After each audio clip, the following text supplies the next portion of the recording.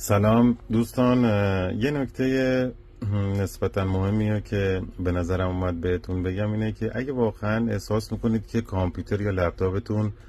بعضی موقع کند کار میکنه یا وقتی چند تا برنامه رو اجرا میکنید به سختی باز میشه یا دیر باز میشه، ببینید بهترین راه حل اینه که شما از هاردهای SSD استفاده کنید. هاردهای پرسرعت SSD